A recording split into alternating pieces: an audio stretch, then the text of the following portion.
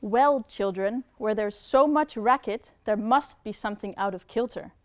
I think that between the blacks in the south and the women at the north, all talking about rights, the white man will be in a fix pretty soon. But what's all this here talking about? That man over there says that women need to be helped into carriages and lifted over ditches and to have the best place everywhere. But nobody ever helps me into carriages or over ditches or gives me any best place. And ain't I a woman? These words were spoken in 1853 at a Women's Rights Convention in Akron, Ohio in the United States.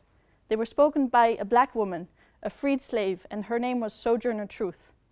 In this speech, she lays a connection between two topics that might seem disconnected from each other. On the one hand, the fight against slavery, the abolitionist struggle, and on the other hand, women's fight for their voting rights. But they were not disconnected at all in her life and in her experience. So to a feminist movement that took white, middle-class women's concerns as the norm, Sojourner Truth asked, where do I fit in?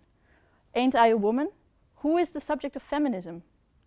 And in the years since that speech, this story has become really important for feminist scholarship, feminist theorizing, and feminist activism. And the story has been taken up in many different ways. For example, in black feminism in the 1970s in the US, the story was taken up to really ask that question again because it was still so relevant, to find this forgotten legacy, this hidden foremothers. On the other hand, we can also see a postmodern reading of the story that changes the question, not ain't I a woman, but ain't I a constantly fluctuating identity?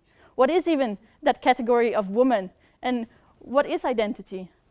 So in my research, I look at the different travels, the different trajectories of this story, and I trace them through the history of feminist theorizing to show really the development of what within feminist scholarship we call intersectionality. So it's not just about gender, it's also about race, it's about ethnicity, it's about class, about sexuality, about disability. And these different forms of inequality and discrimination, they don't exist separately from each other, but they intersect in lived experiences, in structures of society.